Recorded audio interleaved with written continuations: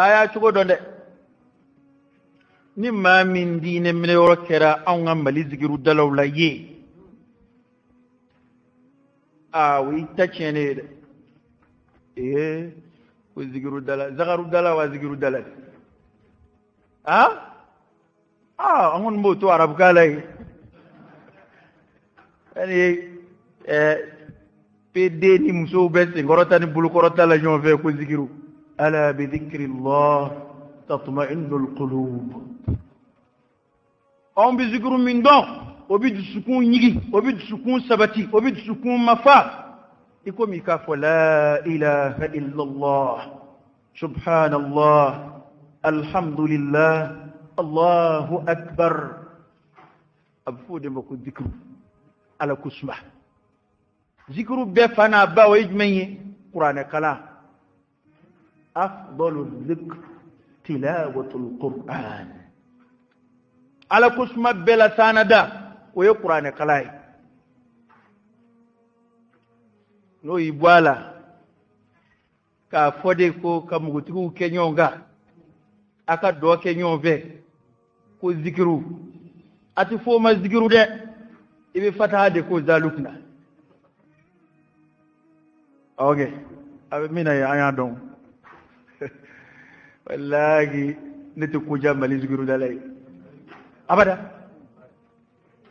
e wajuli fato mi nulu no psika tamayo ve on yodon okay jamana inga ya bede bitu inyu ana karamo no fe ma bane de yoy ko fo ite ko fe jamana ma ya ti jigi mala koy bede bitu inyu ana karamo no fe ni zagaru dalay ira ba laje karamo façon minino psika tamayo ve abtamayo ve ni riba fere lay ni karamo psika tamayo ve ibo tomo ni jenaya de kadiye no karamo min dana to e bitgo no fe kane tara tugu do no fe dungo do bi jenaya kelen neni dungo do bi jenaya kelen labushi o dunga di abini sigi kan neni karamo dunga cha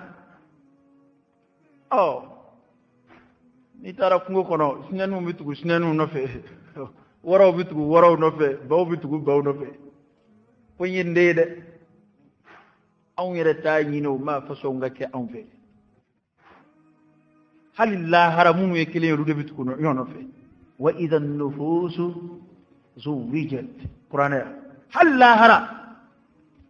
ni buru fiera gorjega nu mana wuli lu ta faranyonga jena kala ta faranyonga so mi faranyonga iriba dunaw ulu bi faranyonga yati medin nafulu dunaw ulu bi faranyonga yere buyanaw ulu bi faranyonga bena ka groupe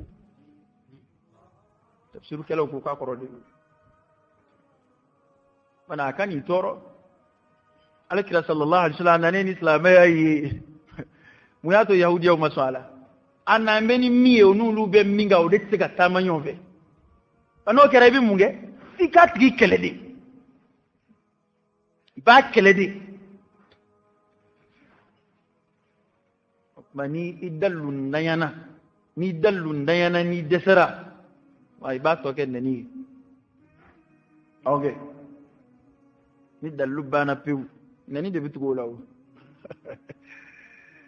na de dallu jabi ten ni de okay dallu jabi de dalbi qul hatu burhanakum in kuntum sadiqin anye beri ngomununa uti daga de ne ko nyafo jamana ngaya kata abso to yuni kamalunu nga donke nyove ko ye ala ko ye chrétien de ko bake ya nangba labushi ni kunye cheni msoe dona yoro nyove ka donglida dina ko strafe chrétien de ko bake ngadi anda betu anda ma ja chrétien tay anda ka du tay wa pasamada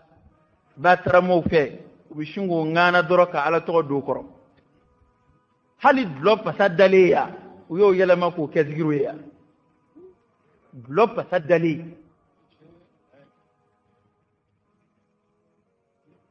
kuma amanti ga tlabe fle akatu chukula ti kwanti kuma wa beki tafo ni min gumna yo yecho bedda maga kamalla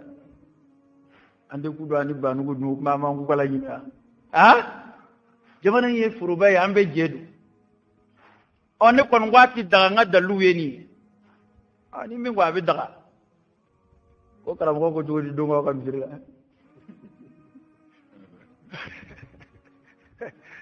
ka ko goni mami go doye dine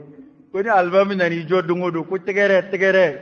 min baru la wali a joro la ko dugu jaku babu albami ala sabu ku yana ko hakli ko asro ni albami yi jodungo do ala kan gishama kan yi jo min baruka awa tegere ay rabbi yarita abge sugodi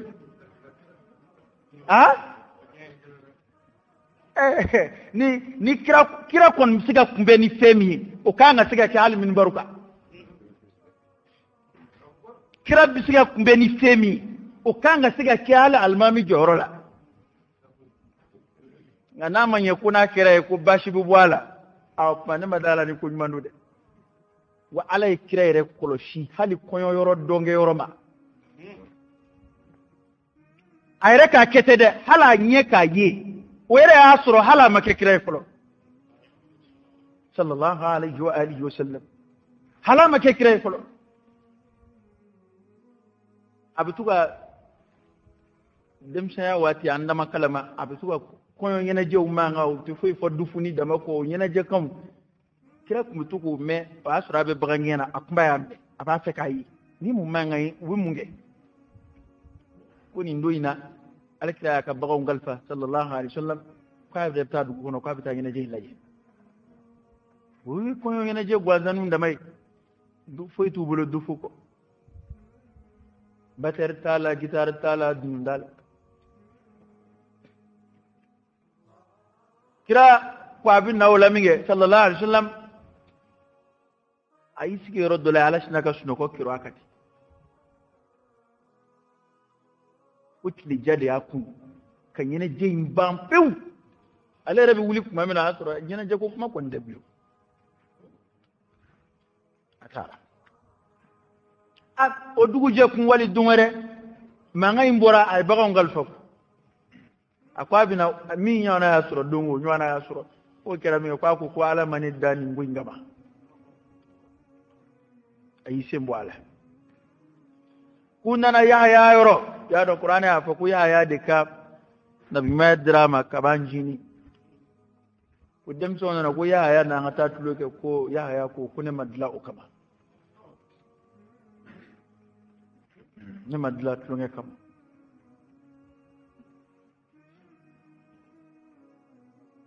lagu ambe kum nabi ama bla haram kono ama bla karaha kono ama bla makruh kono ama bla lagu kono am ci bana ka se donge ba man an jando an yere la ani ziguru dalaw bo min gele la fanga islamé gele maka ke donge dine fanga islamé gele mako ke donge dine ko ke donge da dine ani be dona to bu te dona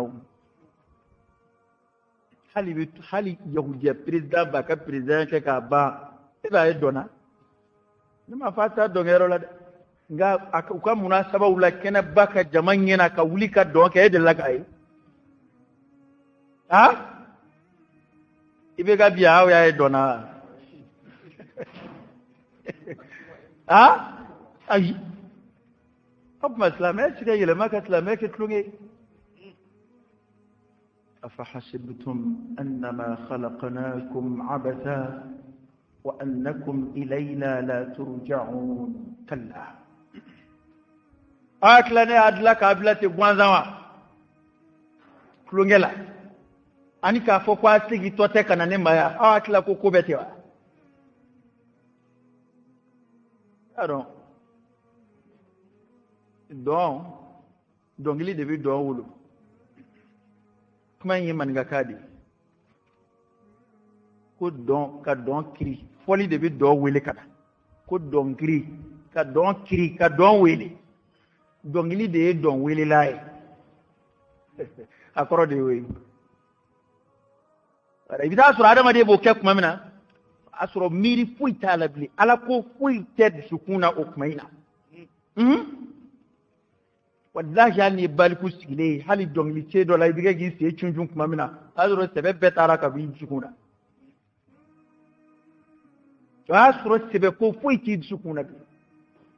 ala ko fuiti kono bli e hali damateme kwa kiraye kangar daula shaytana yele kwa kirayo kangar da kiraye ka yele be ku tabassumu yi ka iddaci ce da maka muyamuya wi kira yele tuyi sallallahu alaihi wasallam ko ala kira ku min maloya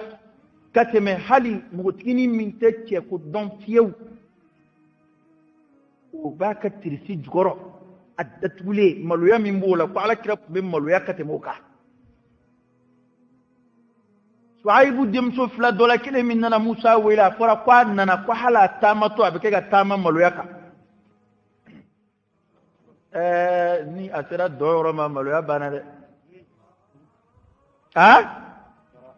bana na fora ko am so nandim so dibina weli ka tabla dona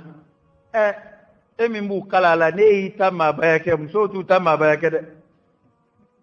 onge ne isigi ki tama bayake ki yogo so karako karamo ere isradi okay i ba do bi singa ake panga chumere to mo kana nyamine muso nu mana yarni dam na kaba finuti sabati bile de ma kana finiti sabati ki to ya yogo lawo to ga tugodi oti ka kede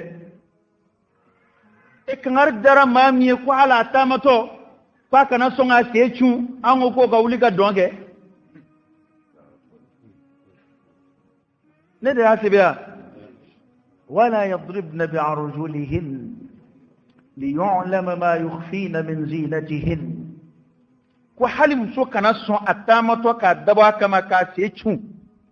aka masiri dugole umanga kanabo yali o qur'ana mi yo fo o islam ya de bina sirada ma kwa ga wulika ayuba parce que ko kirako yar kirako de bina kana qur'ana labushi abe sa feyo klito ayre la de okay ken ni tara kenao kenaka niya ma kwa wuli ko fo ni fama wuli la kirako la kiti do aljina ko ngalodo de